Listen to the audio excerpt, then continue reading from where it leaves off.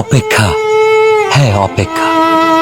নিকোটিনের দোয়ার আড়ালে ভেতরের পড়ে যাওয়া হৃৎপিণ্ডের আত্মচিৎকারের পরে তাকে আমার করে পাওয়ার অপেক্ষা। কিন্তু না, সে আর ফিরে আসেনি।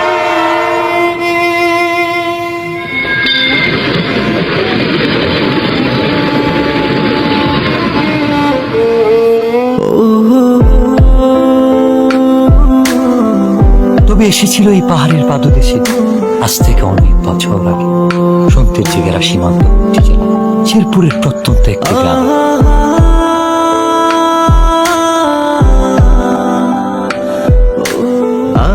কে এই অতিথি, কে এই কিশোরী, কে এই মায়াবিনী?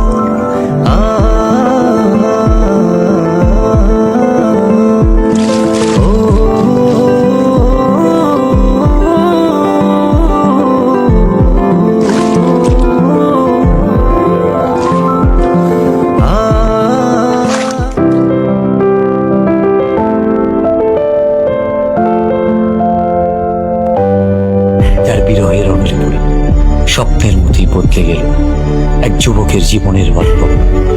হ্যাঁ, স্বপ্নের মতোই বদলে গেল।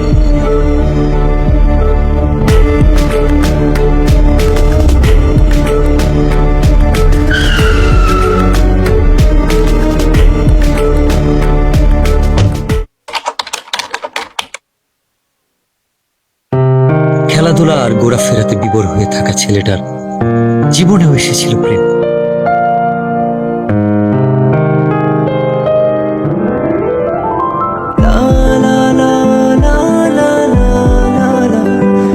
চোখের ভাষায় কেউ যেন বলছে, আমি এসেছি তোমার, আমাকে তোমার হবে না।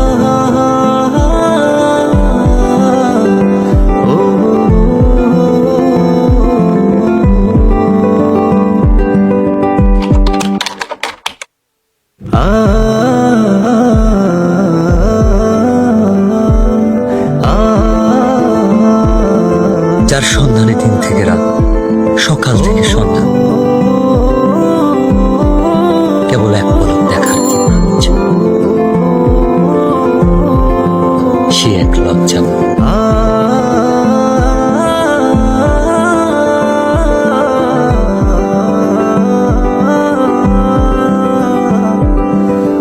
এক অদ্ভুত ভালো লাগা, যার অনুভূতি ব্যাখ্যা করা কঠিন।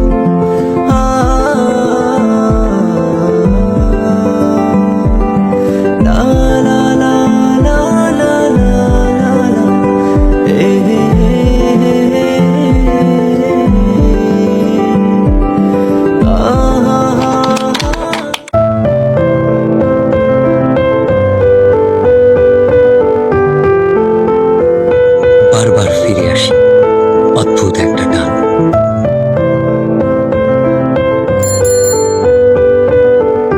কিভাবে বোঝাই তাকে যা বলতে চেয়েও পারিনি।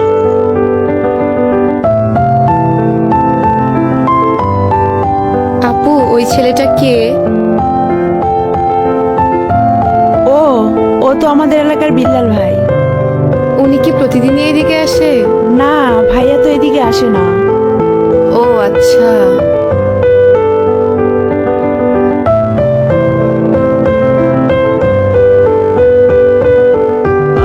অপেক্ষার প্রহর যেন কাটছেই না। বলতে ইচ্ছে হয়, তবে সুযোগ নেই কাছাকাছি আসা।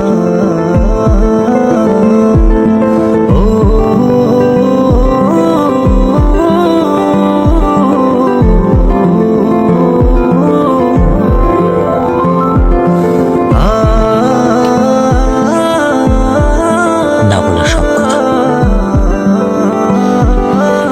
লিখে এনেছি তাই রঙিন চিঠিতে।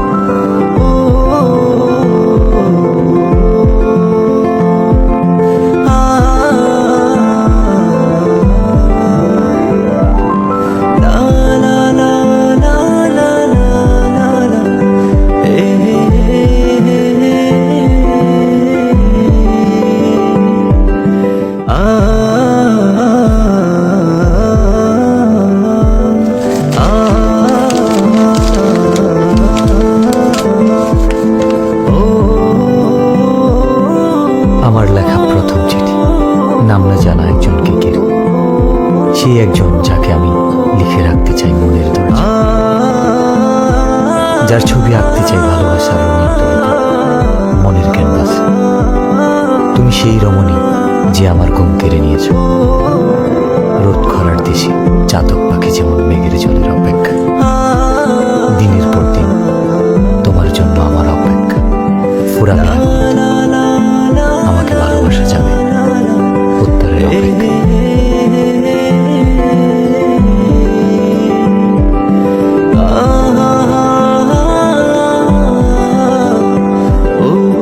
ভর দুপুরে অপেক্ষা, কৌতূহল, উৎকণ্ঠা, অস্থিরতা, মনের দরজায় কেউ বুঝে করা নেড়েছে।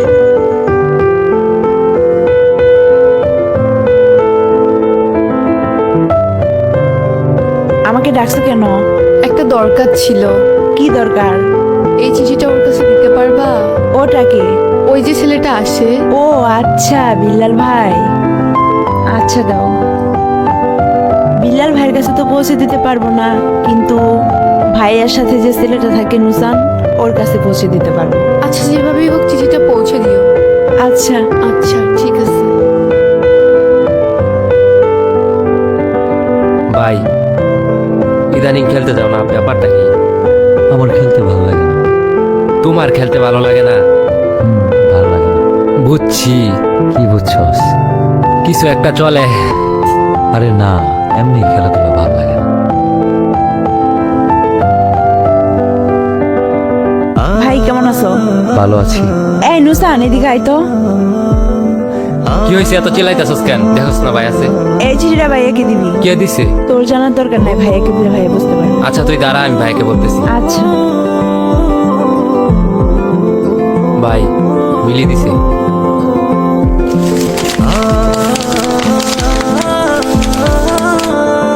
আমিও প্রথমবারের মতো চিঠি লিখলাম, যার ভাবনায় শুধু আমিই থাকি, যে আমার জন্য পাখির মতো ছটফট করে, যার কল্পনা এবং বাস্তবে মনের দরজায় আমিই করা নারী। আপনি সেই পুরুষ যার চোখে মুখে শুধু দেখতে পাই আমার জন্য ভালোবাসা। হঠাৎ আমি বুঝতে পারি কেউ আমাকে মন থেকে চায়, খুব করে। আপনার অপেক্ষা ফুরাবে কিনা আমি জানি না, আপনাকে উত্তরটা জানিয়ে দিলাম। একটাই কথা বলবো, ভালোবাসি। মিলকে গিয়ে বলবে শিমুল বাগান আজকে 4টার সময় ওকে নিয়ে আসতে, আমরা অপেক্ষা করি। ভাই বলছে বিকাল 4টার সময় ওরে নিয়ে শিমুল বাগানে আসতে। ওরে নিয়ে আসবি কিন্তু। আচ্ছা ঠিক আছে, আমি ওকে নিয়ে আসবো। মনে থাকে যেন।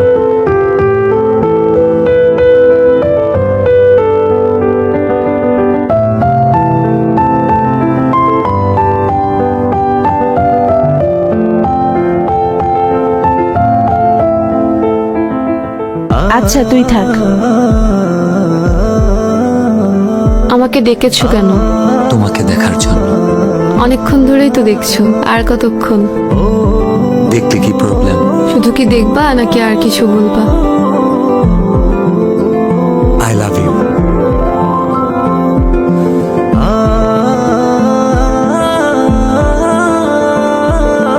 আমি কিন্তু আমার উত্তরটা পাইনি। এটা আমি আমার কাছে সারা জীবন রেখে দিব।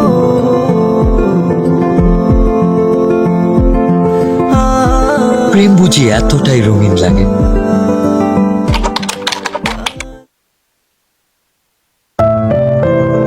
তবে রঙিন দিনগুলো হারিয়ে গেল কুয়াশা ভেজা সকালের ন্যায়।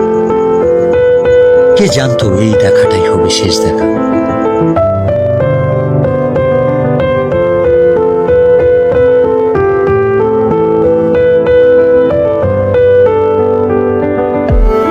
অনেক দিন তো হয়ে গেল, মনে হয়তো চলে যাব। হ্যাঁ, চলে তো যেতেই হবে। আর কি ফিরে আসা যাবে না? এসে কি হবে? আমার জন্য আসবা, পারবা না? আসা যায়, কথা দেওয়া যায়। আর ছুঁয়ে কি কথা দিতে হবে? ছুঁয়ে দেখার ইচ্ছাটা পূরণ হবে, সেটা বিয়ের পর। আমি অপেক্ষায় থাকবো। হঠাৎ কালবৈশাখী ঝড় এসে এলোমেলো করে দিল সবকিছু। এমনটা না হলেও পারত।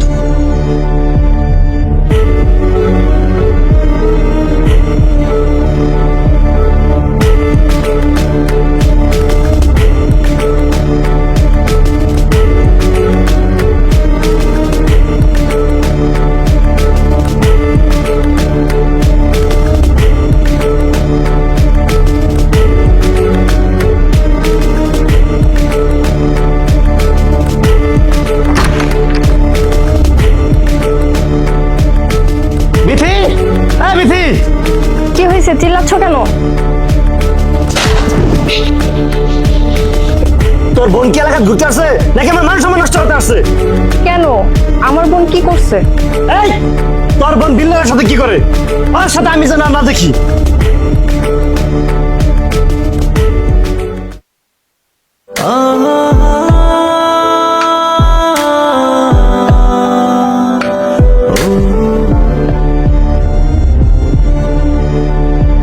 আচ্ছা তাহলে তুমি থাকো, আমি যাই। প্লিজ চলো না, আমার অনেক ভয় লাগতেছে। আমারও অনেক ভয় লাগতেছে। চলো না।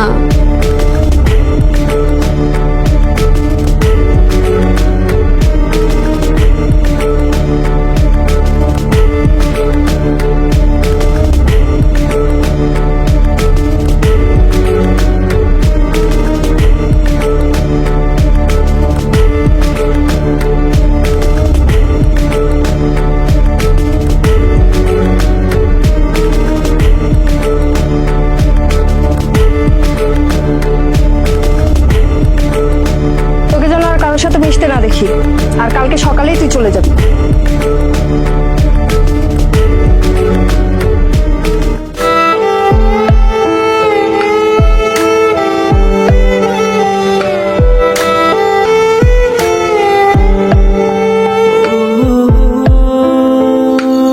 অতিথি পাখিটা কষ্ট নিয়ে নিরে ফিরবে, এটা বুঝি তার রেখে যাওয়া শেষ স্মৃতি।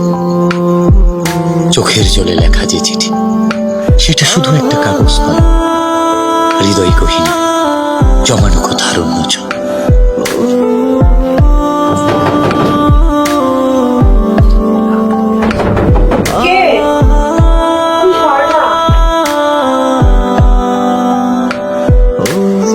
এত রাতে তুমি এখানে? মিলি, আমি বুঝতে পারিনি আমার জন্য তোমাকে এত কথা শুনতে হবে।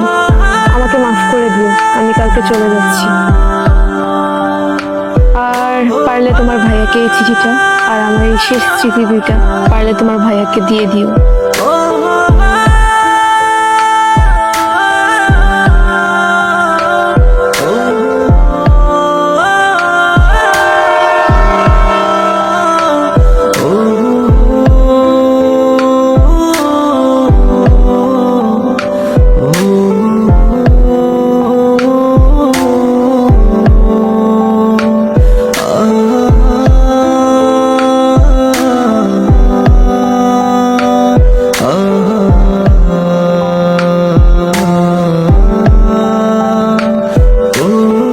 রঙিন চিঠিতেও রং নেই, আছে কাছ থেকে দূরে যাওয়ার কোনো একটা ভয়ানক গল্প, যে গল্পের শেষ হবে না।